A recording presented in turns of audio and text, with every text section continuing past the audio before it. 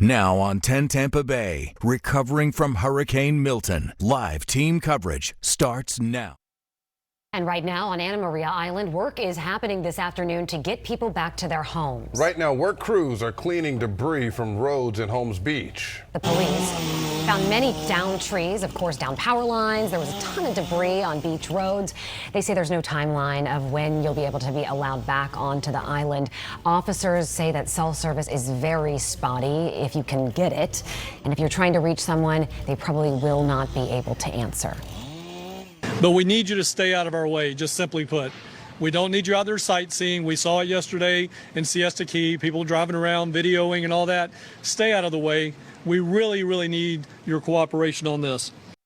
Stay out the way, a common refrain there in Hurricane Milton, sending another gut punch to the barrier islands. In Pinellas County, cleanup of sand and debris wasn't even close to being finished. And now those same hurricane victims, they are starting this process all over again, this time with more damage. Luke Cleary from our sister station joins us live here in Pinellas County. And Luke, I just can't begin to imagine how these people are feeling. And you've been able to talk with them. What do you even do? Yeah, guys, you know, the recovery process from Hurricane Helene had only just begun when word of Hurricane Milton growing in the Gulf started to spread here on St. Pete Beach. And just take a look here. You can see the damage still, and it's hard to tell at this point. These two massive events, the damage from the two of them starting to blend into one another. This is the Dolphin Beach Resort here on St. Pete Beach, and as you can see, the sliding doors, the windows here boarded up, and Flipper's Beach Bar over here in very bad shape. As you can see there, the boards just splintered into pieces. This is going to take a significant amount of work to bring this resort back into working order. And this is the scene that you will find across St. Pete Beach area and throughout the barrier islands. On the way in, the bridges are back open, and so you can drive up and down the streets. Properties here have massive amounts of debris sitting outside for pickup. The sand is still there in some areas. And while there was a major concern that all of that debris could pick up in the wind and turn into projectiles, for the most part, what I can tell you from our very brief time here on the beach so far is that it appears that many of those debris piles are more or less intact. There is some spread out onto the roads, but this is still a very serious issue.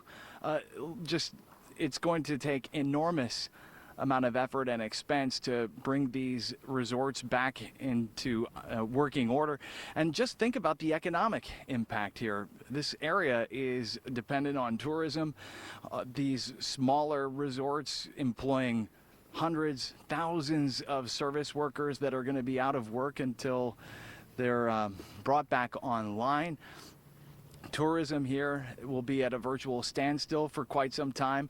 We were talking to a man who was working with a restoration company at the Postcard Inn. He told us that there were downed power lines near their pool and bar area, so it could be some time before anyone's even able to get in to do the work that is necessary to bring back St. Pete Beach. That's so true, Luke. Thank you so much. It is heartbreaking to see our community like this, the areas that we love. I was talking with family out of state and, just explaining the damage. And I said, it's almost, I know it was not a Category 5 storm, but it's really kind of the worst because we had the worst of what we could get with storm surge from Helene. And then we had these really powerful winds. So it happened so closely together. It was like one just It's like massive. one big thing. That's actually a great point because we've got the flooding that we're going to start with here from the rainfall. As you mentioned, all that damage, but the wind is more widespread damage than anything else with all the power outages, and that's really slow to come back. Let's start with rivers. That's the more pertinent thing here. We've got life-threatening situations going on right now. Almost 20 inches of rainfall. All right, and so Pinellas County, Western Hillsborough, Central and Western Pasco County, they saw some of the highest numbers, anywhere from about 15 to 19 inches of rainfall. Tampa International itself actually saw just better than a foot. So let's talk about those rivers. All right, so we started the show with the Anclote River, and you can see where it is now. It looks like it might have crested, which is not doing any good at this point, but that is help you feel better that it will start to go back down a little bit.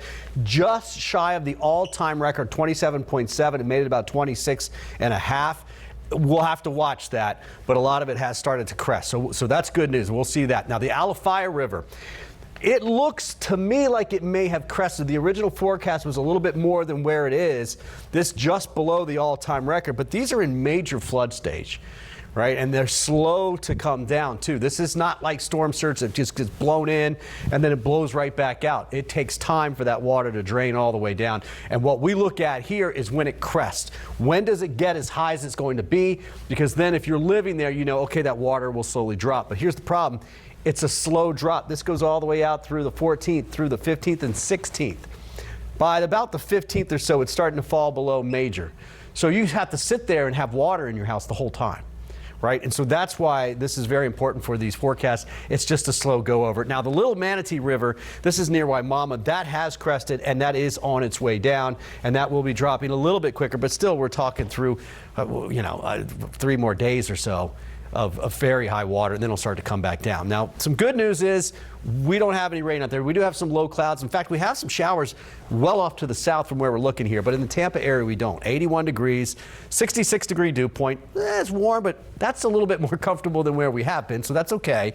There are the showers down to the south, but you can see quite a few clouds coming up. That's not bad either. That gives us a little bit cooler weather, right? It's just block us from the sun a little bit. 80 in Port Manatee, 81 in Lakewood Ranch. We've got 84 in Wesley Chapel with more sunshine, 82 in Newport Richey, 81 in Tampa, Brooksville, and Crystal River right now. So back down slowly through the 70s into the upper 60s again for tonight. Nice little breeze at times, 5 to 10 miles per hour, goes 10 to 15 at times, but that's about it. Generally out of the north and the east. Forecast through 8:30 this evening. We'll have a few more clouds south of I-4 a little bit, and I think that geomagnetic storm is still going on. I took pictures of the northern lights from my backyard last night in northwest Hillsborough. You should be able to see it again, I think, tonight. I'll check on that and have that coming up for you in just a minute. This is Saturday afternoon. Clouds will go partly cloudy. We'll see just a 10% chance for a shower. Not much rain in the extended forecast either, so those water levels should be allowed to continue to drop. Down through the 70s for this evening. It's going to be 9 or 10 o'clock once we get below 75 degrees if you're still without power and want some cooler air for AC.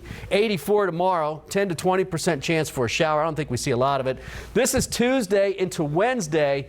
That's when that drier, cooler air, it's a pretty good cold front coming through here, and you can see that brown. That's going to bring in all of that cooler, drier air, which basically means highs, though, in the 70s to near 80 degrees. Look at Wednesday and Thursday, and we'll see some 50s in our cool spots as we wake up each morning, especially Thursday morning and Friday morning. You are seeing photos and videos of Milton's destruction all over social media. Some aren't real, some not from this storm. In minutes, 10 Tampa Bay shows you how to verify what's